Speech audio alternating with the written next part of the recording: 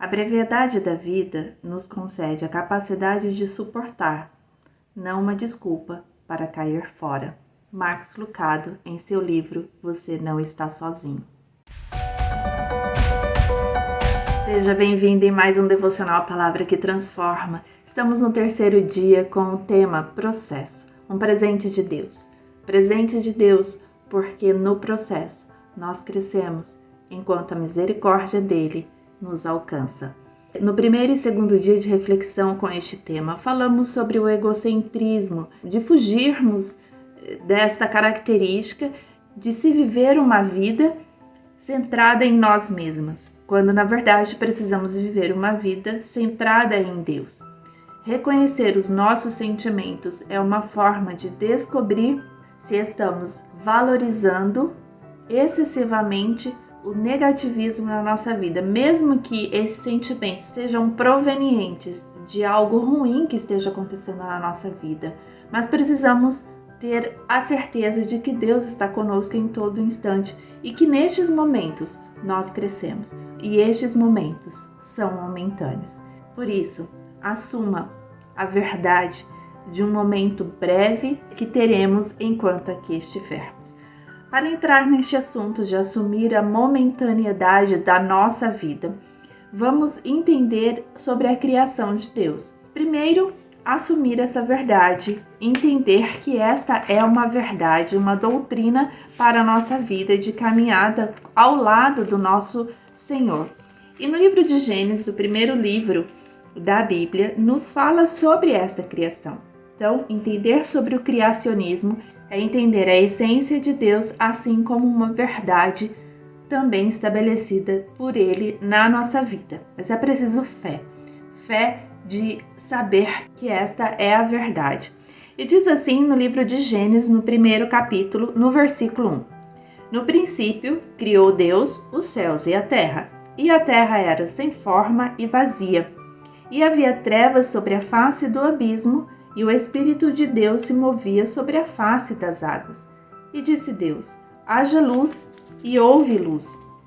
E viu Deus que era boa a luz, e fez Deus separação entre a luz e as trevas. E assim os próximos dias continuam com a criação de Deus a partir da palavra, liberada por Deus para a criação de todas as coisas. E no versículo 27 deste mesmo capítulo diz assim: e criou Deus o homem à sua imagem, a imagem de Deus o criou, macho e fêmea os criou. Deus criou macho e fêmea para que constituísse a humanidade, para que houvesse pessoas para a glória e honra do nome dele, porque a palavra nos diz que fomos criadas para este propósito.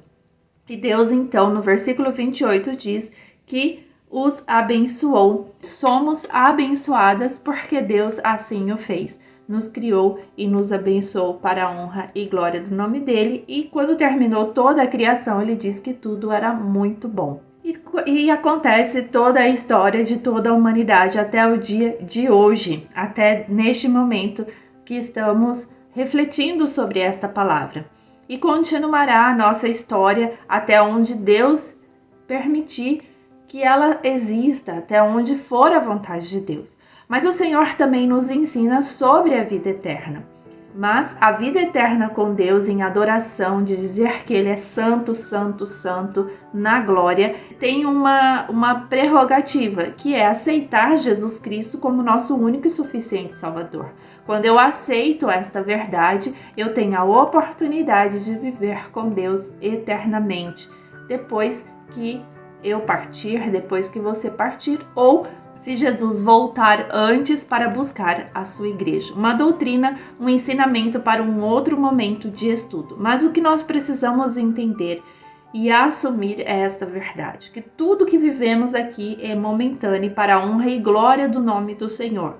Precisamos desfrutar de cada momento, de crescer e comissionadas com uma responsabilidade de levar a palavra de Deus, a verdadeira, a genuína, sobre a doutrina da salvação por meio de Jesus Cristo para outras pessoas. E por assumir esta verdade, nós entendemos então que a nossa vida aqui é momentânea e que a eternidade é para a eternidade e é para a adoração do nome do Senhor. E alguns versículos que podemos tratar a respeito dessa verdade sobre a eternidade está no livro de João, um versículo bastante conhecido no capítulo 3, que diz assim no versículo 16, o próprio Jesus falando conosco, porque Deus amou o mundo de tal maneira que deu o seu Filho unigênito para que todo aquele que nele crê não pereça, mas tenha a vida eterna. Que vida eterna? Vida